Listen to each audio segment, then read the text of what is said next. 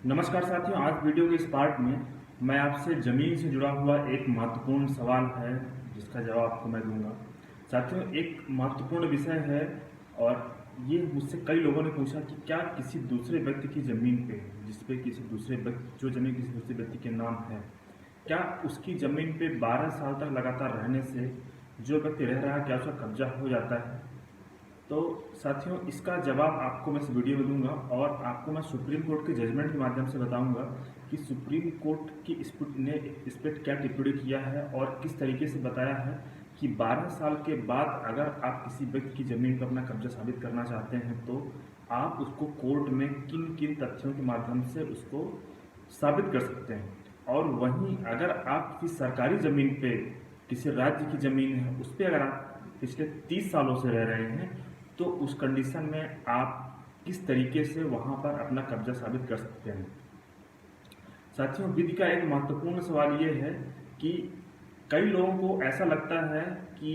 अगर हम 12 साल तक किसी ज़मीन पर रह रहे हैं तो हम कोर्ट के पास जाएंगे और कोर्ट में हम एप्लीकेशन देंगे, दावा फाइल करेंगे, प्लेंट फाइल करेंगे कि हम यहाँ पे 12 साल से रह रहे हैं, तो हमें इसका सत्व प्रदान कर दिया जाना चाहिए, मालिकाना हक प्रदान कर दिया जाना चाहिए। साथियों, ये एक बहुत बड़ी गलतफहमी है कि अगर आप केवल सामान्य एक आवेदन दे रहे हैं और उसमें जिन जिन फैक्ट को सुप्रीम कोर्ट ने बताया है वो 5 फैक्ट हैं। अभी आप देखेंगे वीडियो में उस जजमेंट का भी मैं जिक्र करूंगा और सुप्रीम कोर्ट ने जिन फैक्टों को बताया है कि इन फैक्ट को आपको प्रेजेंट करना जरूरी है। अगर आप उस फैक्ट को प्रेजेंट नहीं करते हैं, अगर आप एक भी फैक्ट मिस कर रहे हैं तो आपका जो आवेदन है, आपका जो प्लेंट है वो डिसमिस कर दिया जाएगा, खारिज कर दिया जाएगा। हमने इस तरह के ढेरों आवेदन देखे हैं जिसमें एक छोटी सी मिस्टेक की वजह से उनका ये दावा खारिज कर दिया जाता है और जिस चीज़ के वो हकदार हैं वास्तव में वो उस जमीन पे 12 साल से ज़्यादा रह रहे हैं, अगर किसी व्यक्ति की ज़मीन है तो, और अगर वो सरकारी ज़मीन है तो उसमें 30 सालों से ज़्यादा समय तक निवास कर रहे हैं, उसके बावजूद भी वो केवल छोटी सी गलती की वजह से, क्योंकि वो उन्हें जानकारी नहीं होती है कि उन्हें कौन कौन से तथ्य को कोर्ट में प्रस्तुत करना है जिससे कि उनका दावा मजबूत हो सके और कोर्ट उन्हें मालिकाना हक प्रदान कर सके उस जमीन का जिस जमीन में रह रहे हैं। तो आप वीडियो में आगे मैं जजमेंट का जिक्र करूंगा, कुछ आपको 2-3 जजमेंट बताऊंगा जिसमें आपको स्पष्ट हो जाएगा कि कोर्ट ने क्या क्या प्रमुखतः बताया है कि कौन कौन से फैक्ट हैं जिनका प्रस्तुत करना जरूरी है।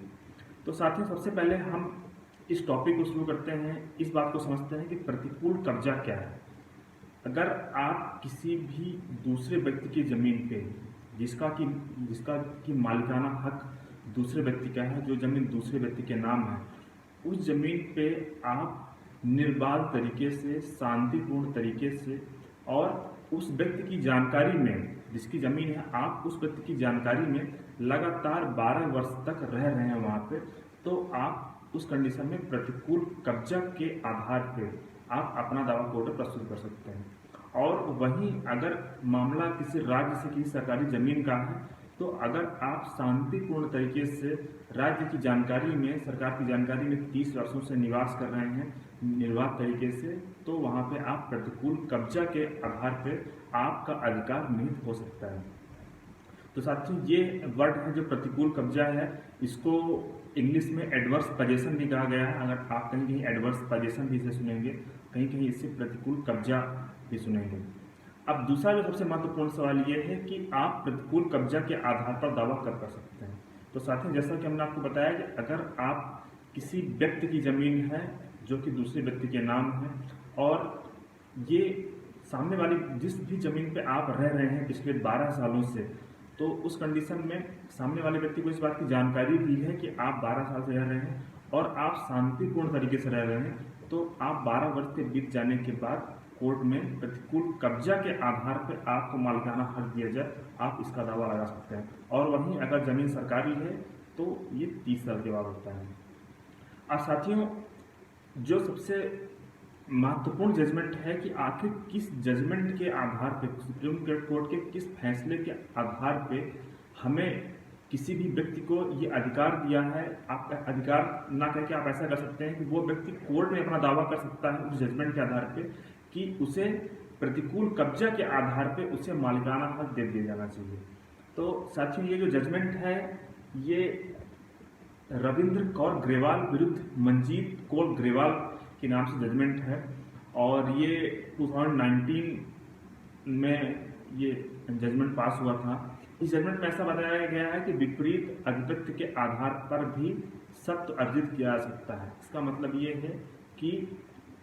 अगर आप किसी दूसरे की जमीन पे लंबे समय तक निवास कर, लंबे समय तक हमने आपको जो क्राइटेरिया बताया है कि 12 साल कोई अगर व्यक्ति है और 30 साल सरकार है, तो भी उस कंडीशन में आप सत्य अर्जित कर सकते हैं, मीन्स कि आपको भी उसका मालिकाना हक मिल सकता है। इस जजमेंट को जब पास किया गया साथियों, तो 2013 का जजमेंट था, उसको ओवररूल किया गया था और उसके बाद ये जजमेंट पास किया गया था। तो इस जजमेंट को अगर आप देखेंगे तो इसमें आपको पता चलेगा कि प्रतिकूल कब्जा के आधार पर भी कोई भी व्यक्ति अपना मालिकाना हक अर्जित कर सकता है। अब साथियों, जो सबसे बड़ा सवाल जो हमने आपको वीडियो के शुरू में बताया था कि आप किस आधार पर जब आप कोर्ट में दावा कर रहे हो तो आप कौन कौन से फैक्ट को कोर्ट में प्रस्तुत करके आप कोर्ट से डिमांड कर सकते हैं, कोर्ट से मांग कर सकते हैं कि ये जो आप जिस जगह पर निवास कर रहे हैं, क्योंकि वहाँ पे आप इतने टाइम से 12 वर्ष से ज़्यादा आपको हो गए हैं, तो इसलिए कोर्ट से आप ऐसी मांग कर सकते हैं कि आपको प्रतिकूल कब्जा विरोधी आधिपत्य के आधार पर आपको उसका मालिकाना हक प्रदान कर दिया जाना चाहिए। तो साथियों, ये जो जजमेंट है ये आप स्क्रीन पे देख रहे होंगे, ये है हेमाजी वाघाजी जाट वर्सेस भीकाबाई खेनगर भाई हरिजन। ये 2009 का सुप्रीम कोर्ट का जजमेंट है और ये AIR में भी पब्लिश हुआ है। साथियों, इस जजमेंट में जो एग्जैक्ट जो वर्डिंग है वो आपको स्क्रीन पे दिख रही होगी कि सुप्रीम कोर्ट ने क्या कहा है, लेकिन आपको मैं इसको हिंदी में समझा देता हूँ कि इस जजमेंट के माध्यम से कोर्ट का क्या कहना है कि किस तरीके से आप विरोधी आधिपत्य का दावा कोर्ट में साबित कर सकते हैं, उसके लिए क्या क्या जरूरी है। साथियों, जिसमें जो पहला फैक्ट है, जो A पॉइंट बताया गया, वो आप देख रहे होंगे, on what date he came into possession. इसका मतलब ये है कि अगर आप विरोधी आधिपत्य के आधार पर कहीं पे दावा कर रहे हैं तो आपको निश्चित ही ये बताना पड़ेगा कि आप किस दिनांक को उस जगह पे आए हैं। हमने ढेर सारे दावा केवल इस तरह के खारिज होते हुए देखे, क्योंकि लोगों ने वहाँ पे ऐसा बताया है कि इस जमीन पे मैं 1990 से रह रहा हूँ, 1991 से रह रहा हूँ, लेकिन उन्होंने ये नहीं बताया है कि वो किस दिनांक से रह रहे हैं। और कोर्ट में आपको ये बताना पड़ेगा कि आप 1990 आपने जो बताया था केवल साल बताया है, आपने वहाँ पे दिनांक और आपने महीना नहीं बताया। आपको साथियों वहाँ पे स्पष्ट रूप से बताना पड़ेगा कि आप किस दिनांक को वहाँ पर आए थे। और अगर आपने एक मिस्टेक कर दी तो हमने काफ़ी सारे दावा डिसमिस होते हुए देखे हैं, तो आप ये गलती ना करें। आप जरूर जिक्र करें कि आप वहाँ पे किस दिनांक से आप साबित करना चाहते हैं कि आपका दावा वहाँ पे है। दूसरा है what was the nature of his position. वो उस जिस जगह पे वो अब ये साबित कर रहा है कि उसका कब्जा है, वो किस तरीके का था। वो या तो वहाँ पे किराएदार के रूप में था, वो यहाँ पे वो ट्रेसपासर था, मीन्स उसने वहाँ पे परमिशन नहीं लिया, या फिर वो किसी अन्य तरीके से था, वो जानबूझकर, या फिर ऐसा कह सकते हैं कि वो मालिक की जानकारी में वहाँ पे आया था। तो किस तरीके से वहाँ पे उस जमीन पे उसने कब्जा किया है, उसको ये भी बताना पड़ेगा कि वो किस दिनांक को आया और वहाँ पे उसने किस तरीके से कब्जा किया। इसके बाद साथ में जो तीसरा पॉइंट है वो आपको जो बताना होगा, whether the factum of possession was known to other party. इसके लिए एक महत्वपूर्ण फैक्ट जो कि साबित होना चाहिए कि आपने जो कब्जा किया है वहाँ पे आप जो रह रहे हैं, उस फैक्ट की जानकारी जिसकी ज़मीन है उसको होना चाहिए। अगर आपको ऐसा लग रहा है कि आप किसी को बिना बताए वहाँ पे रह रहे हैं, तो आप ये जो एडवर्स पोजीशन के आधार पे, जो विरोधी आधिपत्य के आधार पे जो आपका दावा है खारिज हो जाएगा। तो साथियों, यहाँ पे जरूरी है कि आप जिस जमीन पर अपना कब्जे का दावा कर रहे हैं, वहाँ पे जिस व्यक्ति की जमीन है, जिसके नाम अभी जमीन है, उस व्यक्ति को इस बात की जानकारी होना चाहिए कि आप वहाँ पे रह रहे हैं। इसके बाद साथियों जो डी पॉइंट बताया गया है, how long his position has continue. हमने आपको ऐसा बताया कि आपको बताना पड़ेगा कि आप कितने टाइम से लगातार उस जमीन पे, उस जगह पे रह रहे हैं।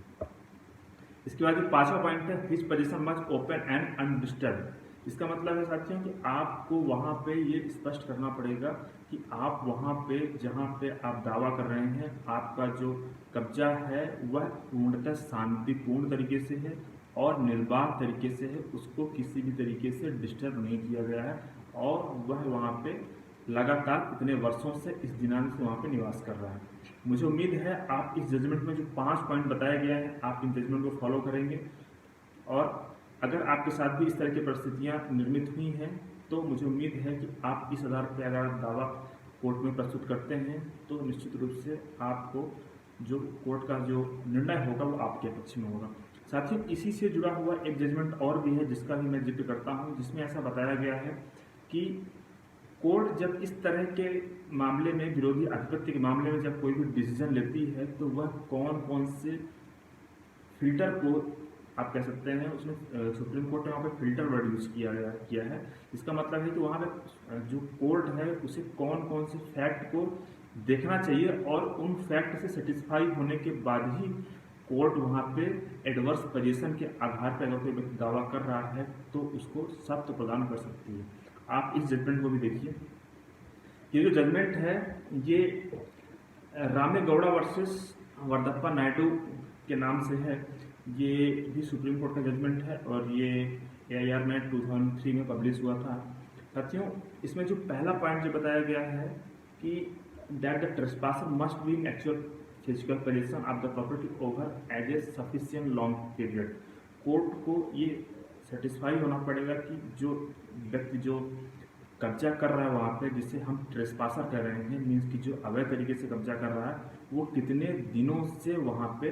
कब्जा किया हुआ है। दूसरा है that the position must be to the knowledge of the owner और without any attempt and concealment by the trespasser and which contain an element of animus presenting the nature of possession. The trespasser would however be a matter to be decided on the fact and circumstance of each case. साथियों, जो दूसरा जो fact इसमें जो बताया गया है कि ट्रेस्पासर ने जो कब्जा किया है, इस बात की जानकारी उस व्यक्ति को होना चाहिए जो उसका असली मालिक है। यहाँ पे ऐसा नहीं होना चाहिए कि वो कोई फैक्ट वहाँ पे छुपा रहा है। इसके बाद साथियों, जो तीसरा जो पॉइंट है कि अगर ट्रेस्पासर ने जो एक्चुअल ऑनर है उसको अगर डिस्पोजेस किया है वहाँ पे, तो वह किस तरीके से डिस्पोजेस किया और वो पूरी तरीके से डिस्पोजेस होने के बाद ही वहाँ पे अपने कब्जे का दावा कर सकता है कि वहाँ पे कब्जा उसका है। और इसके अलावा एक पॉइंट और भी बताया है कि अगर कोई ज़मीन है जहाँ पे जो खेती की ज़मीन है, अगर वहाँ पे कोई दूसरा व्यक्ति है, वहाँ पे उसका कब्जा है और वहाँ पे अगर वो फसल बीज बो दे रहा है तो उसके जो फसल काटने का जो अधिकार है वो ट्रेस्पासर को ही होगा। जो कब्जा का दावा कर रहा है उसी व्यक्ति को होगा। उसका जो उसका वास्तव में जो उसका मालिक है वो उस फसल पे दावा नहीं कर सकता है। तो साथियों, मुझे उम्मीद है कि आप इन जजमेंट के माध्यम से आप समझ गए होंगे कि किस तरीके से विरोधी आधिपत्य के आधार पर कोर्ट में दावा प्रस्तुत किया जा सकता है और कौन कौन से फैक्ट को कोर्ट में प्रस्तुत करना जरूरी है, जिसके माध्यम से ही आपको, अगर आप चाहते हैं कि आपका जो केस है वो आपके पक्ष में रहे, तो इन फैक्ट के माध्यम से ही अगर आप प्रस्तुत कर रहे हैं वो आपके पक्ष में हो सकता है। साथियों, आपको ये वीडियो कैसा लगा आप मुझे कमेंट बॉक्स में कमेंट करके बताएं, और आप मुझे, अगर आपके कुछ सवाल हैं तो आप मुझे व्हाट्सएप भी कर सकते हैं और आप मुझे मेल भी कर सकते हैं। धन्यवाद साथियों।